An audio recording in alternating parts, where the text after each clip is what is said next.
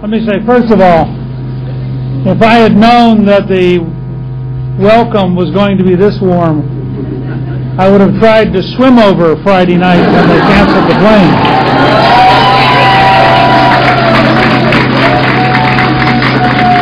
And all of my friends from America who I saw this morning when we arrived said to me what an amazing gathering you had yesterday and how powerful it was. And I looked at some of the video on the way over here from the hotel, and I must say, President Rajavi, that the enthusiasm with which you were greeted was second only to the enthusiasm with which I was just greeted here.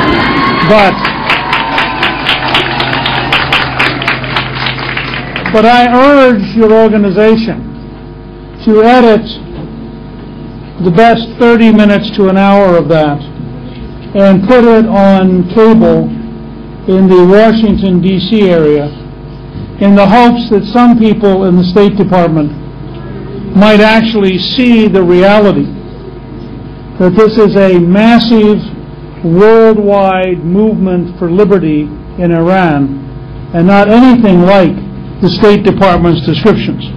And I think what you did yesterday was historic and extraordinary and needs to be driven home so that everybody who makes foreign policy decisions in the United States understands just how big this movement is getting, how widespread it is, and how bipartisan the American support for it is. So I commend you on a very successful day yesterday. So the first step is very simple. We will never have peace and we will never have justice in the region as long as that dictatorship survives.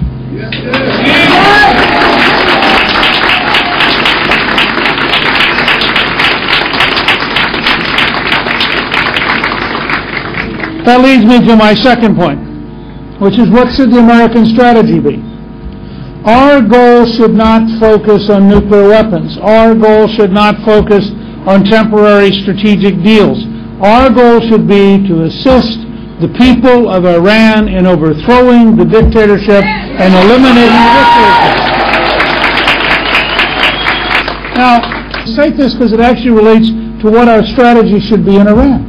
I believe we should have a strategy working with every ally inside and outside the country who want to see the Iranian people have a right to freedom, have a right to free elections, have a right to the full equality and the full role of women, and have a right to live without fear of secret police, without fear of torture, and without fear of execution.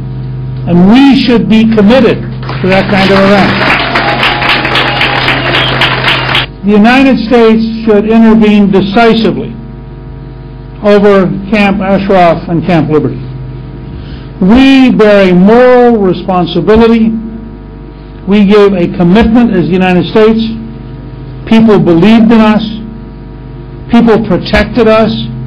Our officers who were there have told the truth again and again. And I believe the United States Congress should overrule the State Department and should insist on our intervening, and we should make this a major issue with the Iraqi government. This is a government which in many ways today is closer to the Iranians than it is to the Americans. It's a government which I believe is very unreliable in terms of the values that we believe in, and I think we need to have a very deep reassessment, because what's happening at Camp Liberty is a profound betrayal. And so I can guarantee you that I will continue to carry that message back home. But freedom will never come unless people have the courage, the commitment, the discipline to make it a key part of their life. It's clear from the enormous event you had yesterday that you are on the edge of lighting a match which could set afire the spirit of freedom, could convince the rest of the world to be on your side against the dictatorship, and could set the terms of debate so that the dictatorship cannot survive. I commend you for your courage. I commend you for your freedom. I commend your leader for the great job she has done in her persistence and her courage. It is an honor to be here, and candidly, that welcome is something I will never forget. Thank you very much. I would like to express my best gratitude for your presence and also for your strong position vis-à-vis Mullah regime ruling Iran, vis-à-vis religious dictatorship ruling Iran.